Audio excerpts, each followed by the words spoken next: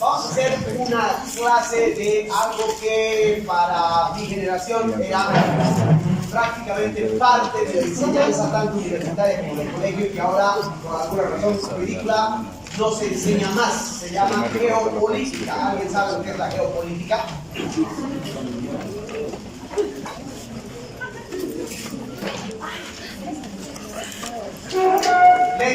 ¿Alguien tiene alguna idea de lo que es la geopolítica? ¿Alguna, no sé, alguna relación que puedan tener? ¿Qué puede querer decir geopolítica? Y la palabra geo quiere decir tierra, dime. Diferentes tipos de políticas que ahora el mundo, Más o menos. Quiere decir analizar la situación política del mundo a través de las distintas posiciones geográficas. Lo que pasa, chicos, que como todos ustedes saben, el mundo está dividido en regiones. Esas regiones son básicamente escenarios de una serie de conflictos y confrontaciones a lo largo de la historia. Cerrar la puerta, por favor. ¿Vas a pasear o qué? Entonces, lo que trata la geopolítica es de indagar aquellos territorios, aquellos lugares geográficos donde se concentra la mayor cantidad de conflictos para poder de alguna manera prever ciertas acciones o por lo menos para analizar ciertas situaciones que pasan en el mundo. ¿Por qué se ha dejado de hacer geopolítica o por qué los colegios han dejado de estudiar la geopolítica? Porque se supone que el mundo ahora, con la globalización, se ha hecho básicamente un mundo unitario. Algunos incluso dicen es un mundo plano, en el cual las regiones ya no tienen importancia alguna, porque lo que importa es el mundo global. Pero esa idea es absurda, esa idea es completamente fuera de la realidad. Y la prueba fehaciente está en este territorio que ustedes están viendo en la pantalla, que en este momento se constituye en uno de los escenarios más calientes del mundo, uno de los lugares y de los sitios más conflictivos del planeta. A tal punto, chicos, que esto no es ninguna especulación, es este escenario el que plantea la posibilidad de una situación tan conflictiva. Ese conflicto es permanente, pero además lo más preocupante de todo es que puede ser un conflicto y puede derivar en un conflicto global. En otras palabras,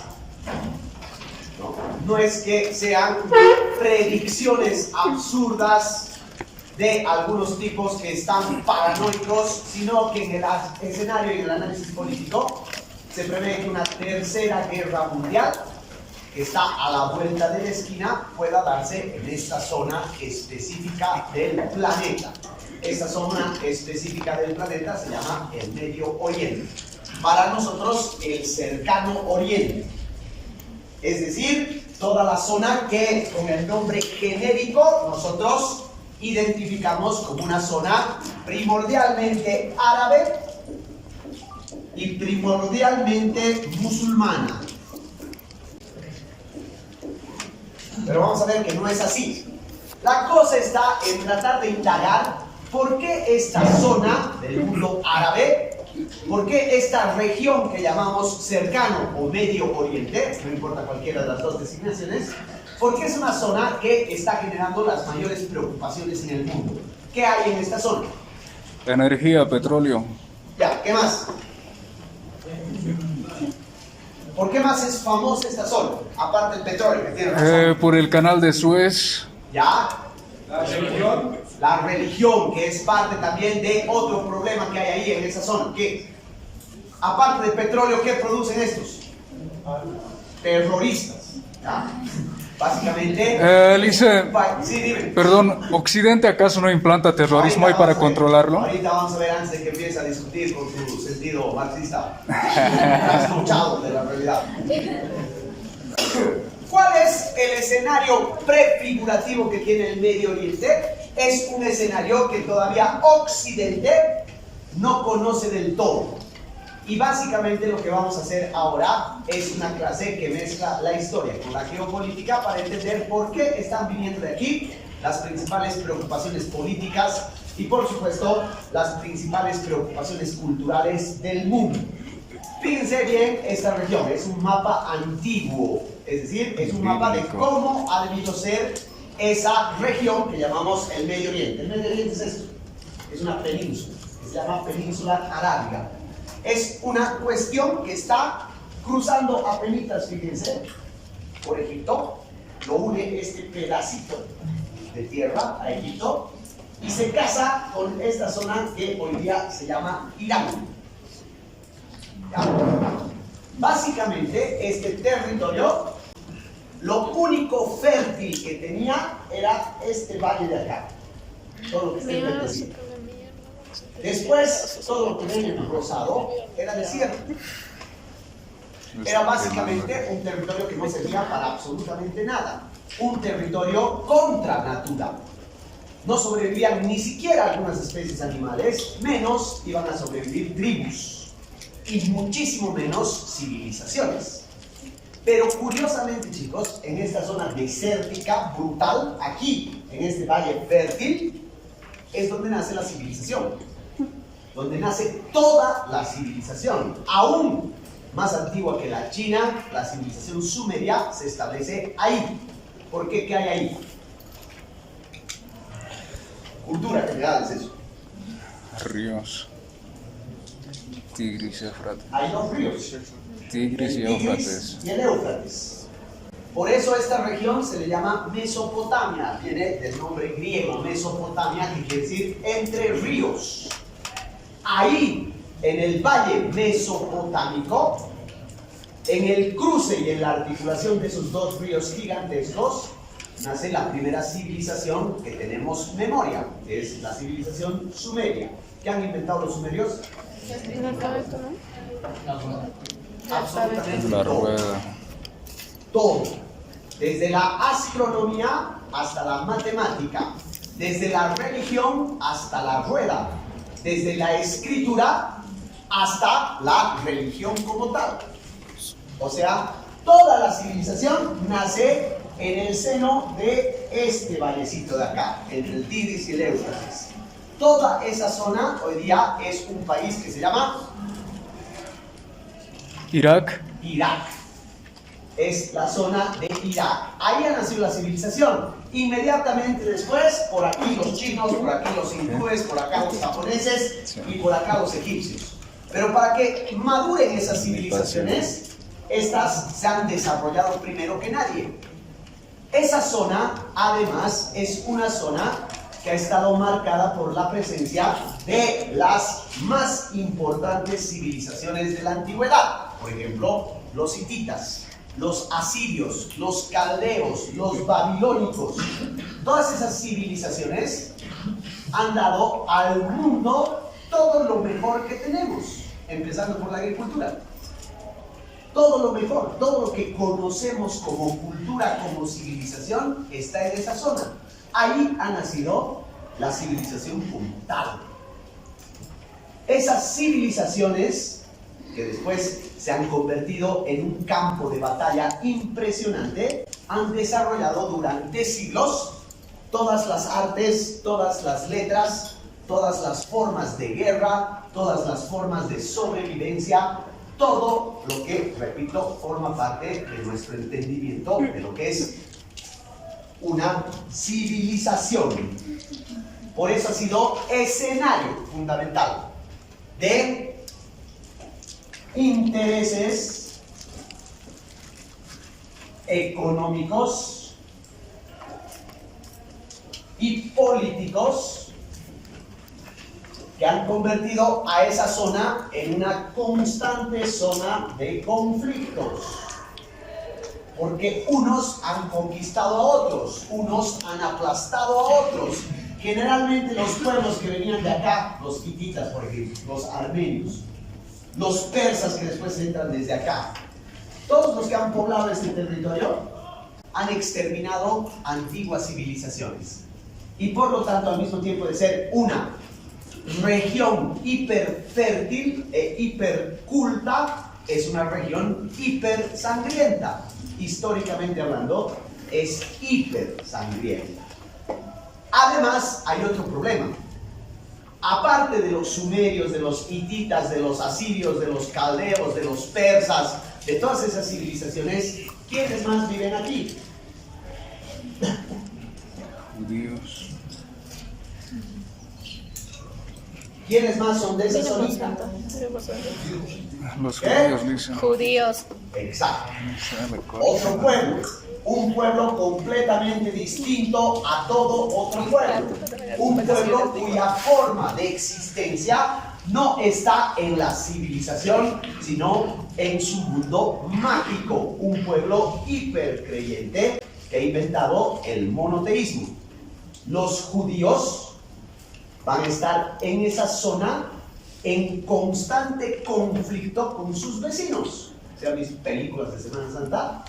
¿No? En esas películas a los judíos los han tenido de esclavos en Egipto, los han tenido de esclavos en Sumeria, los han tenido de esclavos en Babilonia, los han tenido básicamente en persecución y en constante fuga, porque los judíos, como hemos visto ya, son también un pueblo hiperintolerante.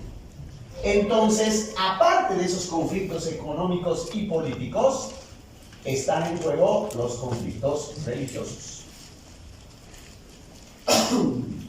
La pregunta más importante, queridos, es ¿por qué esa zona se constituye en una zona tan importante? Porque ocurre en esa zona este fenómeno. Fíjense, estamos hablando de toda esta zona, que es la única zona poblada, la Mesopotamia. Esta parte. Aquí está ya Egipto. Todo esto, como les he dicho, es desierto. Esto prácticamente no tenía ninguna importancia. Pero el fenómeno importante es que aquí esta parte del Medio Oriente se conecta con Asia. Se conecta con las tribus iraníes. Y las tribus iraníes desembocan en Pakistán y desembocan en la India.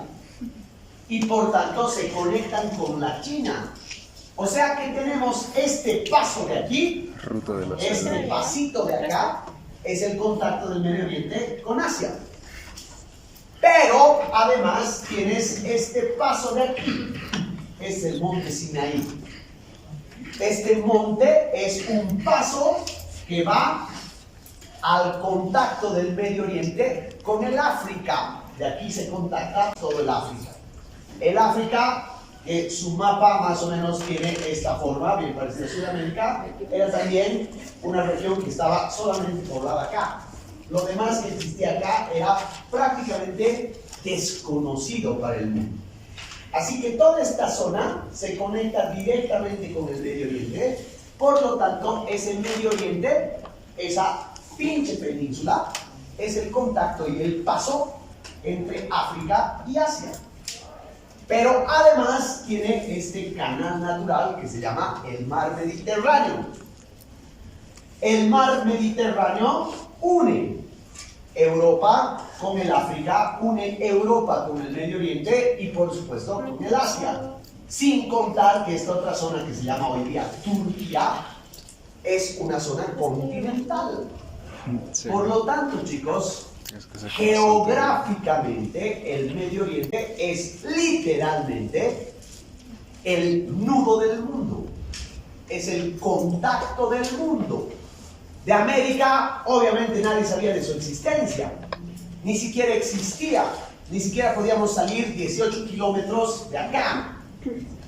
O sea que todo el mundo conocido, dense cuenta de esto, todo el mundo conocido giraba en torno a esta zona, al Mediterráneo. Así, esa zona no solamente es una zona de conflicto, sino que gracias a otros pueblos que vienen de aquí y que se llaman fenicios, es una zona además de intercambio, o fue una zona de intercambio. Ese puente ha hecho que, por ejemplo, unos ignorantes que viven acá, que se llaman griegos, aprendan el alfabeto fenicio. Ha hecho que todos los europeos desde Turquía hasta más arriba aprendan cosas de astronomía, traigan partes de una religión y de un concepto del mundo, tengan bases de una filosofía, porque ese escenario, chicos, aparte de ser la cuna de la civilización, es el punto de encuentro entre todo el mundo conocido, por lo menos en la antigüedad. Así que a este territorio natural que llamamos el Mediterráneo le debemos el centro más importante de todo lo que ha sido el mundo antiguo.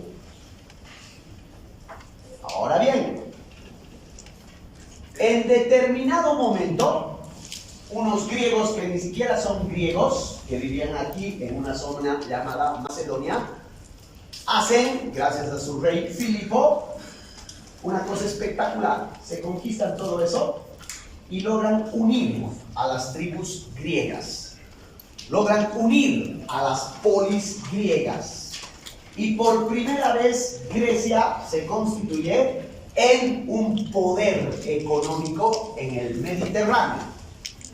Pero además de ese poder económico que era Grecia, ya todo esto había sido conquistado por los persas. A ver, ubíquense en el mapa, chicos. Todo esto, todo lo que es Irán, parte de Pakistán, incluso llegando a la India, hasta más allá de Egipto, hasta lo que hoy es Marruecos, todo eso estaba dominado por los persas. Los persas se vuelven la civilización más grande, más importante, más lujosa y más espectacular del mundo de la antigüedad. Y cuando un imperio tan gigantesco domina toda esa parte del mundo, ¿qué ocurre? Hay unificación. Pero al mismo tiempo hay división.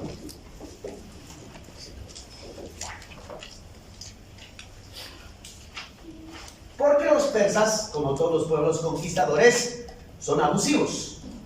Porque los persas, como todos los pueblos conquistadores, van a tratar de someter, no solamente por la fuerza, sino a través de la esclavitud, a todos los pueblos que van cayendo por acá. Porque los persas no van a respetar la tradición, por ejemplo, de otro imperio gigantesco que era Egipto, que prácticamente lo anulan del mundo antiguo, hacen que se pierda.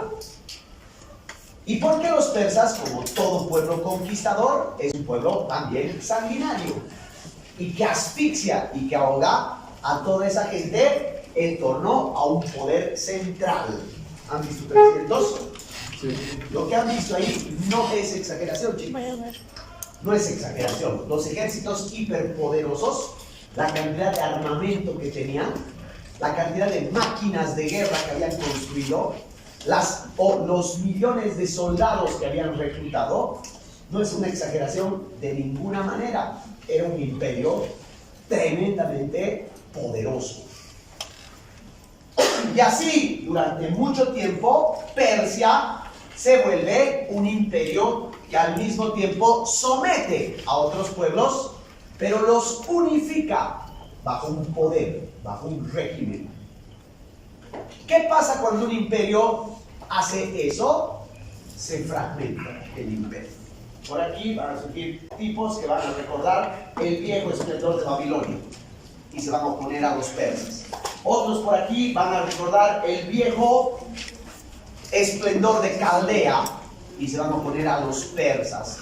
Los egipcios están emputados porque no quieren ser conquistados por lo que ellos llamaban inferiores, por lo tanto hay resistencia. Entonces Persia, pese a su enorme poder, pese a su enorme poderío bélico, no logra mantener una unidad, sino que más bien enciende los ánimos para que ese territorio sea un territorio de alguna manera muy poderoso, pero al mismo tiempo debilitado. Y ahí es cuando les digo, los macedonios, bajo la batuta de Filipo, se van a unificar y el hijo de Filipo va a atravesar este estrecho y se va a entrar aquí. ¿Qué se llama ese llave?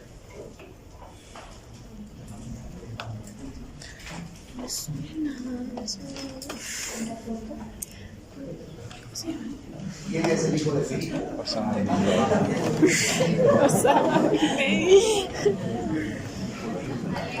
Te reto que le digas eso. Nada que ver. Bendito Wikipedia, muy bien. Nada que Aunque ver. sea para eso que sirve, para el Wikipedia. Alejandro Magno hace lo que ningún otro guerrero en el mundo pudo hacer. Conquistar, pero al mismo tiempo seducir. ¿Ya? Silencio, chicos. Alejandro Magno se entra acá.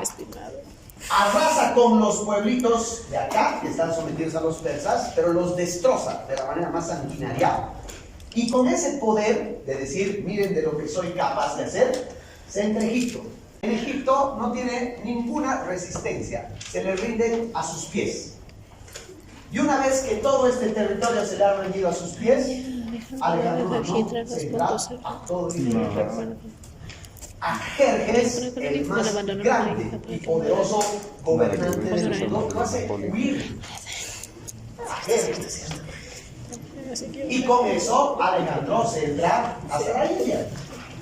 Todo lo amarillo es el imperio griego. Alejandro no es un conquistador común y corriente. Alejandro es, por sobre todas las cosas, un tipo que entiende que la conquista va a depender de que se rindan ante ti, no solamente por las armas, se rindan ante ti por todo lo que significas, por todo lo que simbolizas. ¿Y Alejandro qué tenía? ¿Qué tenía tan seductor que todos los pueblos se rindieron a sus pies? La oratoria. Y no era su cuerpo. Oratoria. ¿Qué ideología? Artista, ¿verdad? La oratoria. Oratoria. Tenía algunas cosas importantes. Carisma. Silencio. Tenía una forma de gobierno Los oradores son carismáticos, tienen que ser carismáticos. que nadie antes había visto, que se llamaba democracia. Por lo tanto, tenía entre sus principios que las libertades de los hombres son innegociables. Tercero, tenía una filosofía tan racionalista y tan avanzada que ningún otro pueblo se pudo resistir.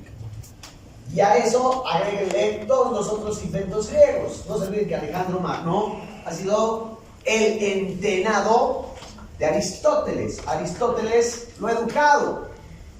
Entonces, con ese profesor, Alejandro Magno era invencible en pensamiento, en cultura, en arte. Y literalmente, chicos, los griegos seducen a todos los pueblos de acá. A ese proceso se le llama helenismo. Le hice una pregunta. ¿Alejandro Magno no era parte del Imperio Romano? No, griego, macedonio. Alejandro Magno estuvo al menos 400 años antes que los romanos. Lo que pasa, hermano, está bien, no es tan disparatado lo que dice, está muy bien porque los romanos lo adoptaron como su héroe nacional, lo admiraban mucho y por eso reproducían en todos sus cuentos las hazañas de Alejandro. ¿Qué ocurre entonces, chicos? Por primera vez en la historia de la humanidad se da un fenómeno que se lo puede denominar globalización.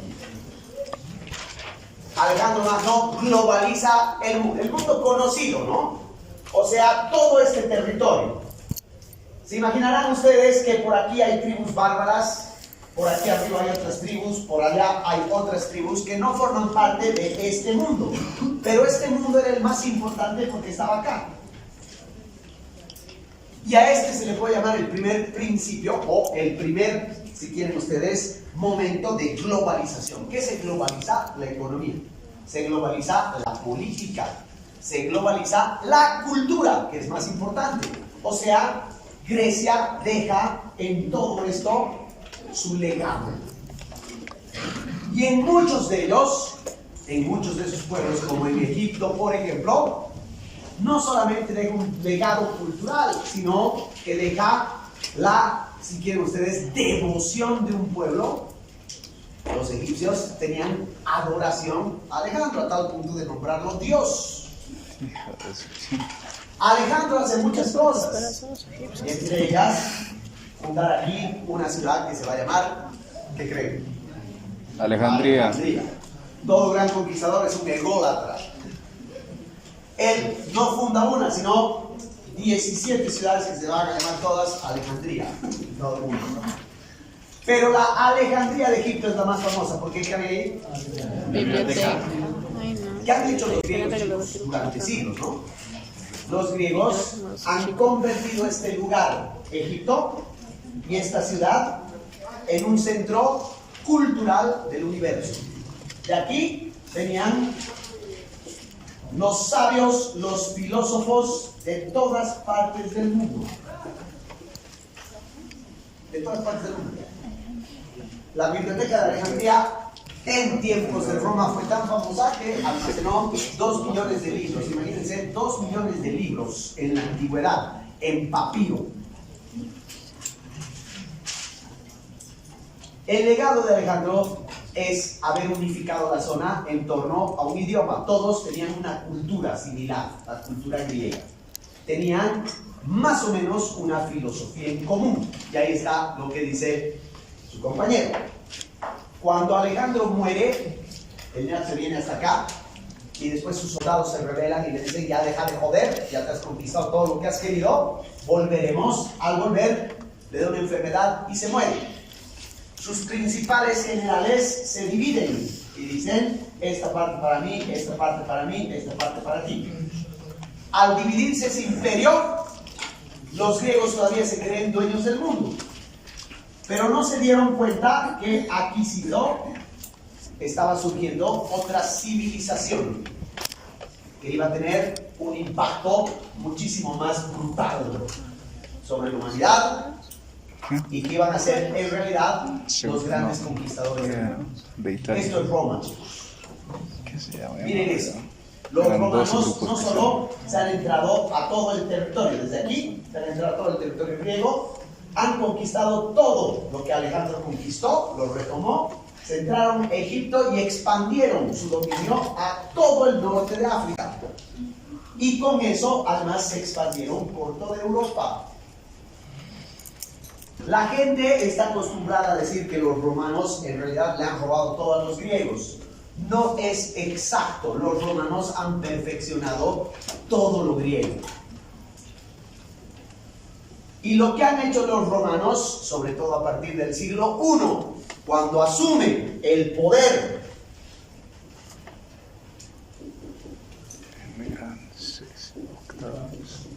Octavio Augusto, sobrino nieto de Julio César, este ñato, ni bien tiene el control de todo Roma, se dedica a expandir Roma por todo esto. O sea, todo esto estaba bajo las órdenes de un tipo que vivía aquí. ¿Han escuchado alguna vez todos los caminos conducen a Roma? Era verdad, se creó todo un sistema de caminos en que todo este imperio estaba hiperconectado, por mar o por tierra. Y el centro de todo eso estaba acá. Cuando el ñato conquista todo el mundo, hace una cosa fantástica. Les dice a todos: ok, mientras ustedes me paguen impuestos y sigan el derecho romano, me vale verga que hagan ustedes con sus dioses, con su religión, con su cultura, con su historia, son libres de seguir sus tradiciones, libres de seguir con sus dioses, libres de seguir con sus credos, libres de seguir con sus formas de vida. A mí lo único que me interesa es que paguen impuestos a Roma. Y así es que se establece, la famosísima Pax Romana, la paz romana. Un periodo de casi 100 años donde no hubo una sola revuelta, no hubo una sola guerra, no hubo un solo enfrentamiento. Asimov, que es uno de los grandes divulgadores de la historia y al mismo tiempo un gran novelista, dice probablemente ha sido el periodo más feliz de la historia, porque la producción se multiplica. Alejandría se convierte en el centro cultural. Fíjense, si aquí estaba el control político del mundo, acá estaba el control cultural del mundo, estaba todo el conocimiento del mundo. ¿Y dónde creen que estaba la historia? Aquí. Estos pueblos seguían siendo el testimonio vivo de la historia de la humanidad. El Medio Oriente seguía siendo la cuna de todas las civilizaciones. Pero en semejante imperio, obviamente, se van a dar procesos de corrupción interna, se van a dar siglos de una visión del mundo degradada. Y en el año 746, ese imperio va a caer. Después de casi 100 años, chicos, de vivir literalmente en un mundo que podríamos definir como perfecto. El mundo ideal de las mises, ¿no? Que buscan la paz mundial, ¿eh? Ese era el mundo. Gracias a los romanos. Ahora bien, cuando cae Roma, fíjense lo que pasa con Roma. Deja de estar unificada. Perdón, lo que pasa con Europa, deja de estar unificada bajo el Imperio Romano y se divide el territorio. Por aquí están estos, los ávaros, por aquí están los lombardos, por aquí están los galos, por aquí están los germanos, por aquí están los bretones. Todas esas tribus bárbaras agarran el gran imperio y lo dividen, lo fragmentan, lo destruyen a su antojo, destruyen todo el sistema caminero romano, destruyen todo el comercio que Roma había generado en torno al mar Mediterráneo y los europeos pelotudos se aíslan. Se aíslan del mundo. A eso llamamos nosotros Edad Media. A eso llamamos oscurantismo. ¿Por qué? Porque no es un oscurantismo del conocimiento y del arte solamente. Es un oscurantismo de la vida. Se cae la democracia a pedazos. El Senado romano se cae a pedazos.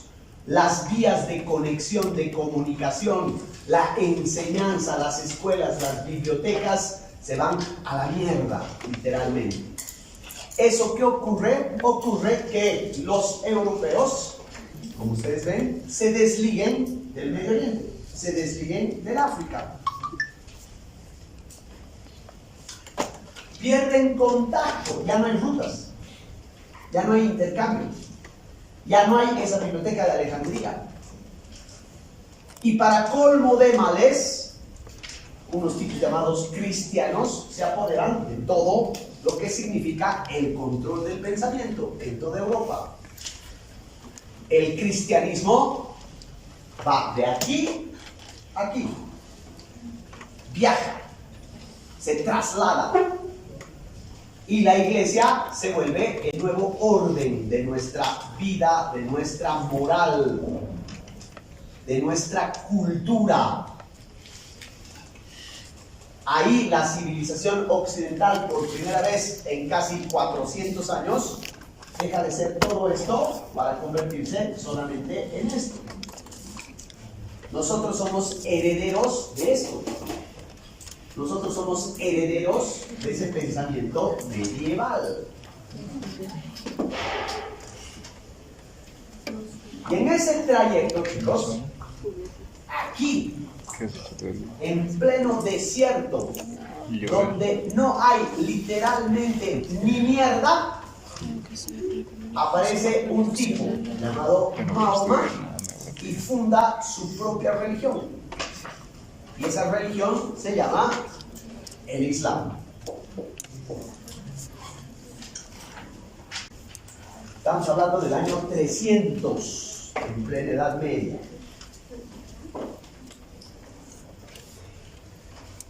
Mahoma, al crear su nueva religión, que es basada en el judaísmo, basada en el cristianismo, la tercera religión monoteísta, va a construir un imperio en torno a todo esto. Todo lo que ven anaranjado más esto es lo que se llama el Islam. El dominio de una religión. ¿Hasta dónde se entra? A ver, fíjense. ¿Quién reconoce esto? España. España y Portugal. Nosotros somos herederos también de la conquista árabe. Andalucía. Por eso 60% de nuestro idioma, perdón, 40% de nuestro idioma es árabe. Ahora, ¿qué han hecho los musulmanes?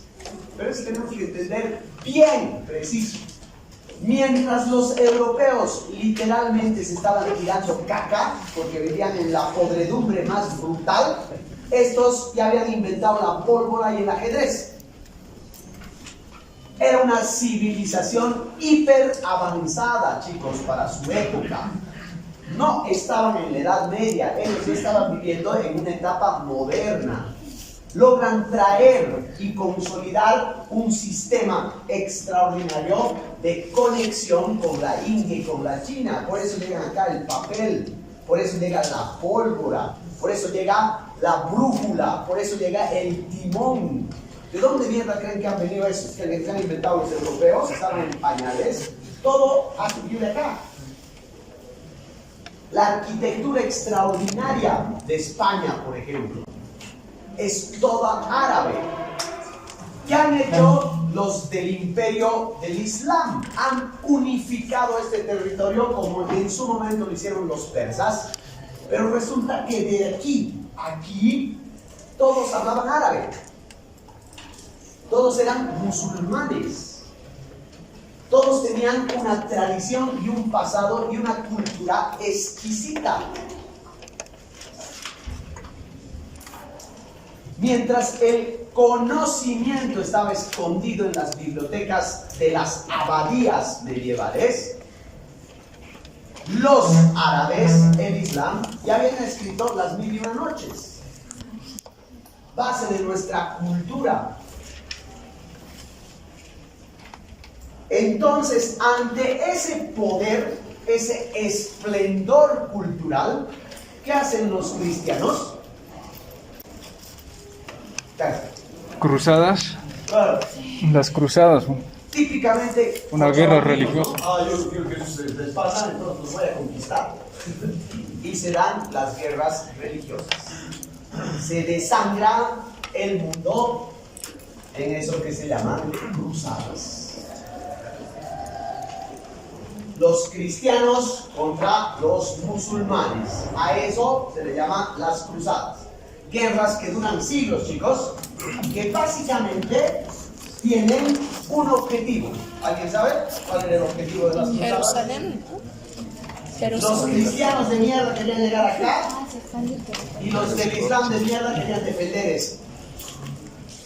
Un punto minúsculo en el desierto que se llama Jerusalén. ¿Por qué era tan importante Jerusalén? ¿Por qué es tan importante Jerusalén? Porque es territorio Porque en santo, ¿no? Jerusalén Porque es la base del cristianismo. está la base del cristianismo, está la base del Islam y está la base del judaísmo. Tres religiones se concentran acá. Los judíos fueron expulsados por todos lados. Ya no tenían tierra aquí. Ya no tenían país, no tenían nación. El Islam se había comido todo. Pero en las cruzadas, lo que pasa es que durante siglos de guerras, todo se va al carajo. Ese imperio esplendoroso, gigantesco, oculto y exquisito se vuelve una condensación de sangre, de muerte, de enfermedad, de miseria, de intereses personales. ¿Quiénes tienen la culpa de eso? No son los cristianos. Todo, o sea, la religión. No es por nada, chicos. O sea, no es un intento de generar polémica, pero estas guerras son religiosas por algo. Y al darse esas guerras religiosas, lo que se ha hecho es básicamente reducir a cenizas el esplendor de una civilización. Obviamente, desde la Edad Media, estos ñatos que viven aquí nos ven a los europeos, nos ven a los herederos de los europeos como enemigos. Obviamente, Europa es tu enemiga. Obviamente, hay un resentimiento ancestral entre europeos e islámicos, entre cristianos y musulmanes. A tal punto llega ese resentimiento que se van a crear dentro de los musulmanes, al igual que pasa con la religión católica, divisiones. En el mundo musulmán existen muchos, ¿ya? Pero hay dos grupos mayoritarios. Chiitas y sunitas. Los chiitas y los otros. Sunitas, dice. ¿Saben la diferencia, chicos? Los chiitas son de la parte. Los chiitas son de la parte de Irán y los sunitas son de Arabia. Los chiitas son el grupo musulmán Minoritario. que con el paso del tiempo separa la religión de la iglesia. Separa la religión, la iglesia del Estado. Lo separa. Por lo tanto, si quieren ustedes darle una palabra, son moderados. ¿Ya? Los sunitas, en cambio, creen en una cosa fundamental: el yihad. ¿Saben lo que es el yihad? Guerra santa. Es la fracción de los musulmanes que creen en una guerra santa y que no separan la religión del Estado. A comienzos del siglo XX, más o menos la diferencia era de 80% de los musulmanes eran chiitas y 20% de los musulmanes eran sunitas. Los sunitas aparecen en la Edad Media y se hacen muy famosos porque esos ñatos se involucraban tanto en su concepto de guerra santa que se sacrificaban a sí mismos. Eran grupos que reclutaban changos, literal, chicos, les va a parecer comedia, pero es verdad. Reclutaban a changuitos 15, 16 años, los hacían chupar, los drogaban con opio y los hacían pasear por los jardines llenos de prostitutas. Y cuando los ñatos recuperaban la conciencia, decían: ¿te acuerdas de dónde has estado? Sí, ese es el paraíso. Ahí vas a llegar si te mueres. Y los ñatos eran suicidas. Eran básicamente tipos que entregaban su vida por el yihad. Esa tribu de sunitas se llaman los sicaríes. ¿De dónde viene la palabra sicario? También en Europa eran conocidos como ashashins. ¿Qué quiere decir? Fumadores de opio. De donde viene la palabra asesino. Este conflicto empieza en la Edad Media entre Europa y el Medio Oriente, particularmente el Medio Oriente. Y es un conflicto con un altísimo componente religioso. Pero por supuesto, con el paso del tiempo, va a tener un componente también económico, político, militar. Desde la Edad Media hasta nuestros días, ese conflicto no ha terminado. Desde la Edad Media hasta nuestros días, ese conflicto, chicos, es un conflicto que sigue durando.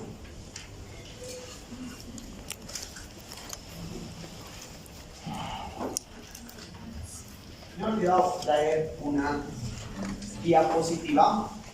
Cuando terminan las cruzadas, o sea, más o menos alrededor de 1300, otro pueblo, los turcos, que se va a llamar el Imperio Otomano, toma control de todo esto,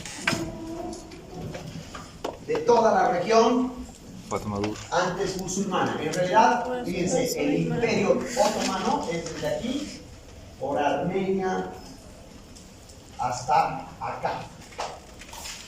¿Alguien sabe por qué es famoso el Imperio Otomano?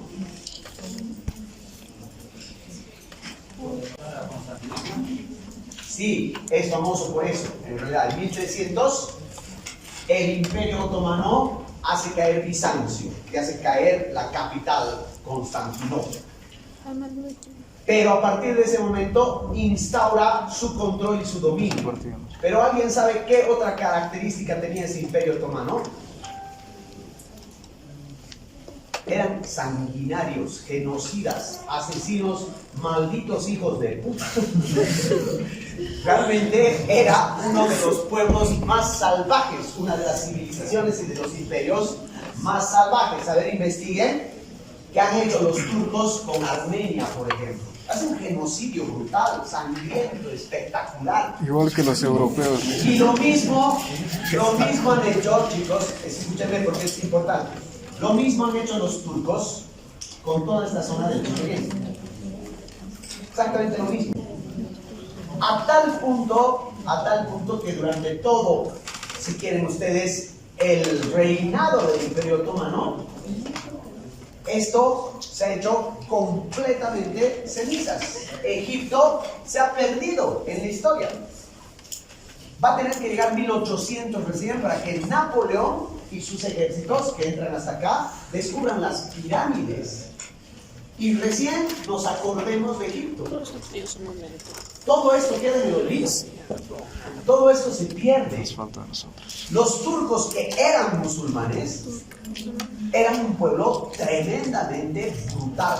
Tenemos que unir Latinoamérica. Así que todo lo que fue la historia de esta región se fue reduciendo a cenizas a tal punto de convertirla en una región olvidada, desértica, pobre. Una región además asolada por la sangre, por las guerras. ¿Dónde está Turquía? Geográficamente, ¿a qué continente pertenece Turquía? Asia. No, Europa. Es Bizancio, es Constantinopla. Por supuesto que los pueblos acá dominados por los turcos, cuando ven a los turcos no dicen turcos de mierda, dicen europeos del norte. O sea que ya estamos hablando de al menos 5 siglos de una brutalidad total contra la cuna de la civilización.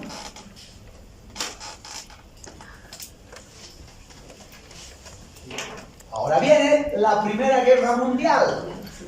En la Primera y Segunda Guerra Mundial, como ustedes saben, el Imperio Otomano desaparece. Alemania casi desaparece. La Italia en la Primera Guerra Mundial empieza como aliada de Alemania y después termina como enemiga. Los grandes imperios europeos van a tender en las 2 guerras mundiales a desaparecer. Y van a surgir, como ustedes saben, el poder de Norteamérica y el poder de la Unión Soviética.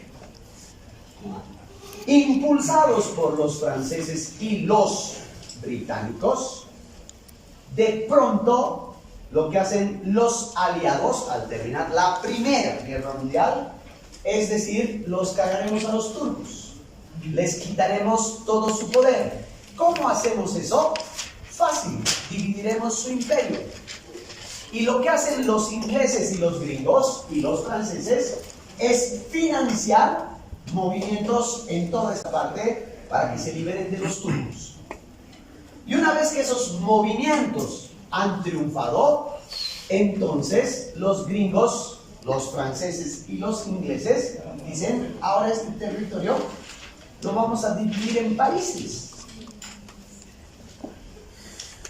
O sea, unos gringos y unos ingleses hijos de puta han agarrado todo este territorio y lo han dividido en países inventándose naciones. Yemen, por ejemplo, Arabia Saudita, Omán, Irak, Irán. Es una división absolutamente arbitraria. Todos estos eran un solo territorio. Y estos lo han dividido. Han creado países. Y en esos países han puesto gobiernos títeres. Gobiernos títeres que pertenecen a las clases altas de esos países y que son el 10% de la población y que explotan al 90%. ¿Por qué? ¿Qué ha ocurrido de nuevo con la Primera Guerra Mundial? Se ha descubierto en esta zona una huevada que se llama petróleo. Y por lo tanto, el interés ya no es solamente político. Las naciones ganadoras han intervenido en esa zona del mundo a tal punto de dividirla, fragmentarla, crear países de la nada, inventarse presidentes vitalicios de la nada y convertir ese territorio literalmente en su centro de operaciones, porque por acá o por acá controlan el transporte del petróleo. Y lo que ha dicho él al principio es verdad. Eso es terrorismo puro. Es terrorismo puro, porque es un terrorismo económico. Es un terrorismo humillante. No se ponen bombas para hacer explotar castillos, pero literalmente han sometido a toda una región. Todo se va a poner peor todavía a finales de la década del 60, cuando los gringos, los ingleses y los franceses deciden compensar a una nación que no tenía nación. Israel. Políticamente correctos, ya que han sido víctimas, en los años 50, perdón, ya que han sido víctimas de los nazis 6 millones de judíos, los judíos del mundo se rebelan y le dicen a la naciente Naciones Unidas, queremos que nos devuelvan nuestro propio territorio. Entonces, ese territorio, que es actualmente esto, los gringos, los franceses y los ingleses lo dividen y pasan una línea imaginaria por aquí y dicen, todo esto va a ser de la nación judía y todo esto va a ser de la nación palestina, que ya viven ahí desde hace siglos. Pero resulta que los judíos, cuando llegan a hacer su nueva colonización de esta parte, en poco tiempo, con financiamiento gringo y con financiamiento inglés, crean un ejército hiperpoderoso. Y entonces los judíos le arrebatan esto a los palestinos y dicen, Jerusalén es mía. Naciones Unidas dicen, no, vamos a dividir esto a través de esto. Y este territorio, Cisjordania, es un territorio libre. Ese territorio está habitado por judíos, por musulmanes, por cristianos. Por lo tanto es libre, es tierra internacional. ¿Ya? Y no puede ser la capital de Israel, Jerusalén. Por lo tanto, la capital de Israel tiene que ser otro lugar, Tel Aviv. Hasta ahí todo bien. Pero resulta que los israelitas empiezan a tomar un ejército cada vez más grande y al principio, que este era su territorio, se van entrando hasta aquí. Hoy día, la nación palestina vive aquí. Se llama la Franja de Gaza. Cisjordania. Así que, chicos, aparte del enfrentamiento de Occidente con el Medio Oriente, es Occidente el que mete a una nación ahí y los conflictos se ahondan a tal punto que hay guerras. La guerra de los 100 días es una guerra del mundo árabe contra los israelitas. Los israelitas hacen lo que les da la puta gana en ese territorio. Genocidas totales del pueblo palestino. ¿Y qué dicen los gringos? Nada. ¿Qué dicen los ingleses? Nada. Les vale madre. Pero si hay conflictos internos en el Medio Oriente, entonces son los primeros en reaccionar. A finales de la década del 70, mientras esto está pasando en el Medio Oriente, conflictos entre judíos y árabes, un país llamado Irán, resulta que por declaración popular Se vuelve islam. elige un gobierno que toma el control y el poder total basado en un líder religioso. Se llamaba el Ayatollah Khomeini.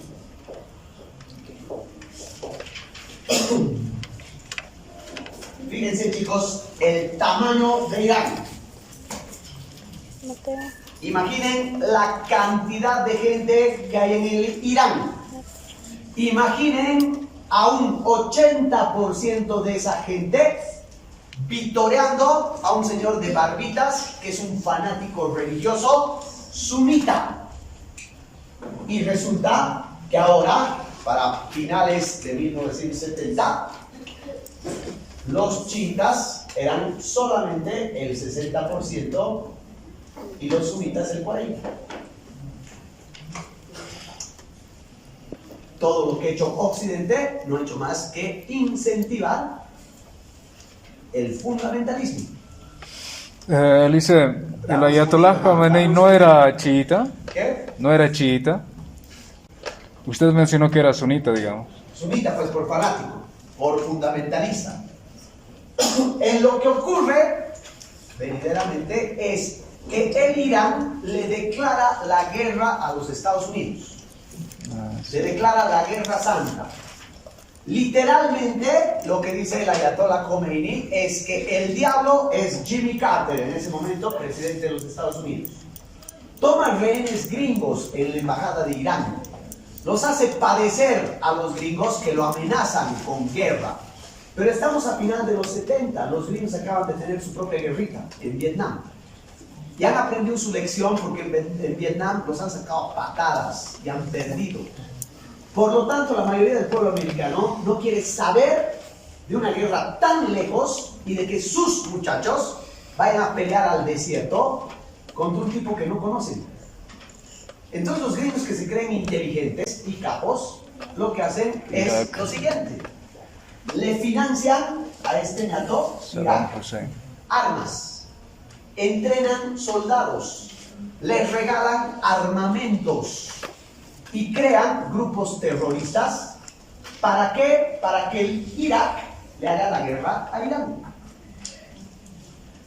Y de esa manera se da la guerra Irán-Irak, que dura 10 años. Después de 10 años, nadie gana nada. Nadie gana un carajo. Estos dos países se desangran. Estos dos países se acogotan, gastan todos sus recursos en una guerra hasta que los dos pelotudos, el Ayatollah Khomeini y el gobernante de Irak, que se llamaba Saddam Hussein, se sientan a la mesa de negociación y dicen: ¿por qué mierda estamos peleando? Tienes razón. Es una pelea absurda, ridícula, que no va a llegar a nada Y básicamente, entonces, después de 10 años de batalla, este territorio queda cada vez más aislado, cada vez más desangrado, cada vez más, la palabra, emputado. El resentimiento no es entre ellos. El resentimiento es clarito contra esos judíos y contra los griegos. O si quieren ustedes, contra la cultura occidental. El año 91, Saddam Hussein, que se da cuenta de que ya no tiene recursos, que se ha tirado todas sus reservas, de que no tiene petróleo, de que se ha desangrado en una guerra brutal, se da cuenta de que tiene un montón de armas. ¿De dónde ha sacado esas armas? Le han regalado los gringos. Además que tiene un ejército irregular, porque tiene un ejército poderoso, pero tiene grupos terroristas por todo lado, Invade Cuba. que saben hacer terrorismo. Y como Irán ya no es su enemigo y no es una amenaza, Saddam Hussein toma una decisión. El huevón invade esta mancha de aquí, que es un país ridículo que se llama Kuwait. Pues nada, por lo chiquito que es, Parece una fruta. es un punto en el mapa. Ese país de mierda que tiene desierto y Burger King, ya, tiene 10% del petróleo mundial. 10% de todo el petróleo que se produce También en el invade porque mundo. tenía deuda Saddam Hussein con Kuwait y no se quería entra pagarlo, a entonces Kuwait luego intervienen los para equipos tener de la OTAN. control del petróleo. Y su amigo íntimo, en este momento llamado George Bush, presidente de los Estados Unidos, se Operación raya y le dice: ¿cómo te vas a entrar a Kuwait? Estás atentando contra la democracia, diciendo. Y le declara la guerra. Le declara la guerra. Eso es lo que conocemos como la guerra del Golfo. La guerra del Golfo es un momento clave de la historia contemporánea, porque ahí ha cambiado absolutamente todo el panorama político, el panorama cultural y sobre todo algo que nos interesa particularmente a nosotros, hasta la manera de informar, hasta la comunicación. Esa guerra, sin embargo, chicos, para mí hubiera sido bien fácil empezar a hablar del papel que juega la CNN en la guerra del Golfo, porque ese es el tema. Pero me he pasado el trabajito de explicar todo eso, porque esa guerra no es gratuita, no viene de la nada. Es una guerra que es consecuencia de todo este proceso, que es tan antiguo como la civilización. Un proceso en el cual no podemos reducir nuestra mirada a decir: estos son malos terroristas y estos son buenos que defienden la democracia. En esta cuchiguerra no hay buenos ni malos. Como en toda guerra, es una guerra idiota. Pero esa guerra idiota es el origen de todos los males contemporáneos. Y eso ya lo vamos a ver en la próxima clase.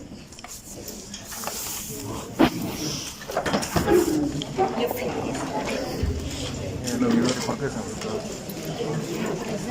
¿Saber? No sé, no me sale.